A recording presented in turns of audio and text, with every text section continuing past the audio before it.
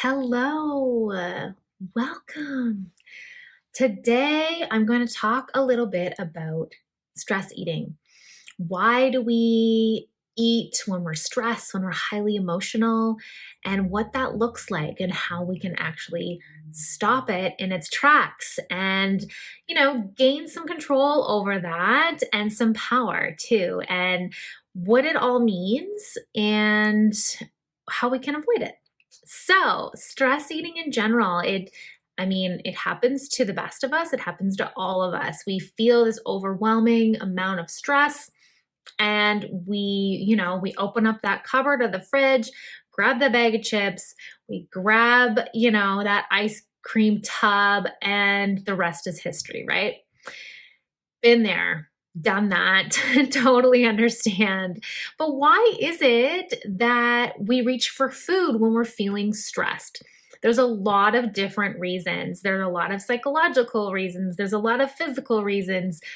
It's there, it's a very wide range of things that come up in our life. So some of the big ones that I see with my clients are number one, we're looking for something to calm our nervous system. And chewing and eating food can do that, right? When we're eating foods, especially foods that are comforting to us, that taste good, they release these chemicals in our brain that are these feel good hormones, feel good chemicals like dopamine, serotonin, that make us feel good and comfortable and happy, right? So by having those types of foods, it can help our body shift from this more sort of fight or flight mode, stress mode, into a happier state. However, it's temporary, right? Because we continue to face stressors and we continue to be bombarded with things that are a little bit more out of our control, and we're experiencing those higher levels of stress. So using that food to create happiness is not really a long-term sustainable plan, because those types of foods are going to end up being stored in our body as fat, which is not necessarily what we want either. Lots of spikes in blood sugar and hormone imbalance, and just not what we're looking for in our overall health and wellness. So when we're looking at long-term, things that we want to take into consideration are, why am I stressed? Number one, what are the reasons? Why am I avoiding the stress? And what can I do to manage or minimize that stress as well? So a lot of us think that, we're stress eating or emotional eating, and the problem is the food. We have to stop eating and cut everything out and, lock the cupboards.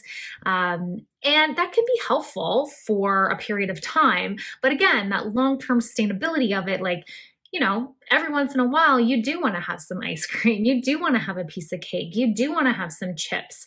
And it's about being able to eat those in moderation without completely going off the deep end too. So the key with emotional eating, with the stress eating, is really to take a look at where these emotions are coming from, where the stress is coming from. Is the stress manageable? Can we mediate things a little bit? And what does that look like? So it is a major mindset piece, but there is the physical aspect as well. When we are stressed, we get completely locked out of our hunger cues. So we can no longer decipher whether or not we're actually hungry, or whether or not we are in survival mode, or what is happening at that moment. We just know we want to feel better than what we're feeling right now. And historically, food has done that for us. Potentially when we were younger, we've turned to food as a comfort, right? Having abundance of food can make your body feel like it is safe, that there are no threats going on. It can bring love, it can bring connection and joy, depending on how you grew up around food and your relationship to food as well. The other thing too is that when we're stressed, especially when we're undergoing a lot of chronic stress, our body becomes depleted in nutrients. So stress really depletes our nutrients.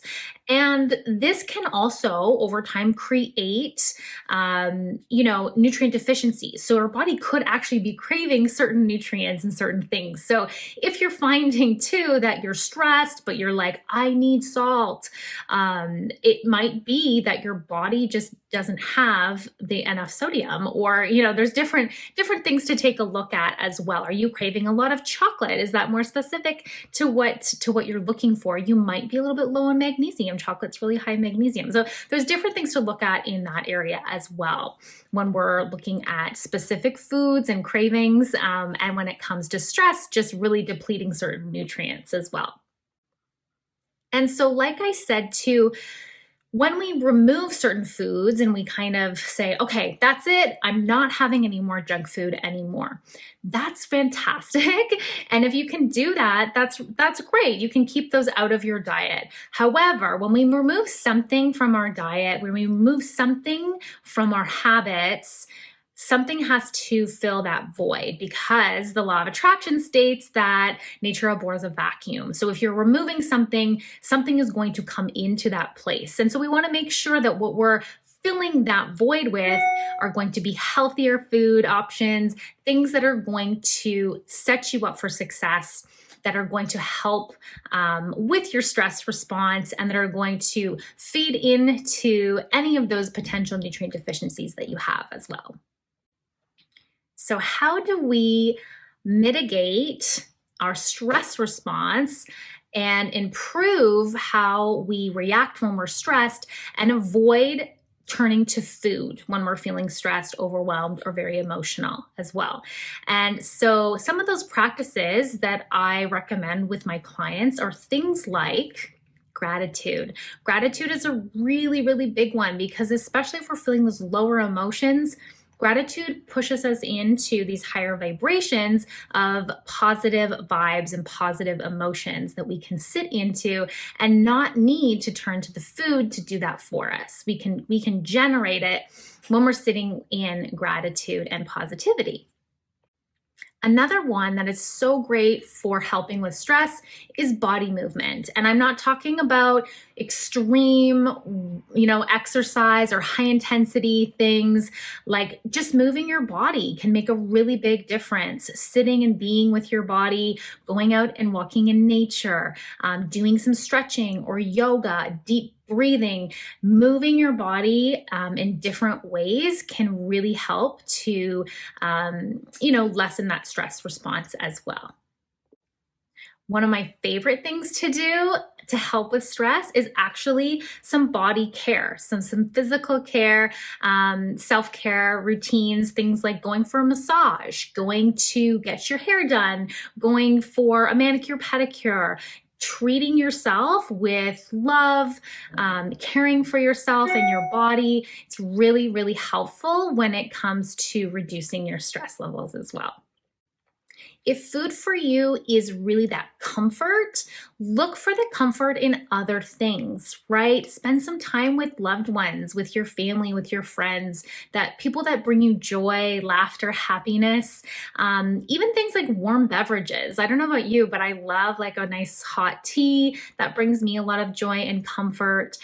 Sitting all nice and cozy up on the couch with a blanket and a good book can also be very comforting. So looking for things that food typically does for you, but in other forms, can also be really helpful. Another thing that's really great is just really getting out in nature. So nature has this way of balancing everything into connection. I just got chills. Into connection and into being. We are one with nature, and when we sit in nature, take our shoes off, walk in the ground, walk in the grass, lay in the snow, you're outside breathing the fresh air, we are able to regulate our systems, our stress response, our nervous system, our hormones. We start to everything just becomes one in this beautiful cycle when we are one with nature. So I really highly recommend, if you're feeling stressed, get outside, lay in the grass, look up at the stars or at the trees, drink lots of water, go swimming in the water, in lakes, in rivers, like whatever you need to do. It's a really wonderful way to help with your stress response. Lastly, if you're hungry, by all means, eat some food. Trying to pick foods that are going to be healthier options. Lots of fruits and vegetables are fantastic. Making sure that you're eating enough quality protein, good healthy fats are wonderful as well. And just trying to minimize your sugar intake and minimize a lot of your starchier carbohydrates and processed foods. So at the end of the day, if you are hungry, if your body's telling you you're hungry, make sure you are eating good, healthy, quality foods. Listen to what your body is saying and work at trying to reduce your stress response. So I hope that was helpful for you today, learning a little bit about why we stress eat, why our emotions are high and we turn to food, what we can do about that, why it's not necessarily the food that's the problem, but it's really about tuning in, listening to what we need, and helping to manage our stress response. Thank you for tuning in to this little info session all about stress eating, where it comes from, why we do it, and how we can kind of mitigate it as well. If this is something you're interested in learning a little bit more about, I highly recommend that you look into the Back to Your Body program. This program is the perfect way to take a look at what is working for you, what doesn't work for you, and explore some different areas and discover some new things about yourself that maybe you didn't know before. We go on a wild journey for 8 weeks as a group, and you'll learn to uncover some pretty incredible things about yourself, what foods work for you, what foods don't work for you, what type of body movement is good for your body, your digestion, your stress, motivation, mindset. We tie in the whole mind, body, spirit connection to really help you design a lifestyle that is long-term, sustainable, intuitive, and a lifestyle that's actually going to work for you. So it's all about doing that digging and seeing what works, and then creating a plan for yourself that you can stay committed to long-term. And I'm here to help support you along that journey. So if you're interested in learning a little bit more about that, I would highly, highly recommend that you submit an application for the Back to Your Body program to see if it's going to be the right fit for you. Now is the perfect time. Let's get you set up before the summer. Let's get you feeling amazing, increasing your energy, and really taking that time for yourself that you really, really deserve. Thanks so much, and I can't wait to get this party started.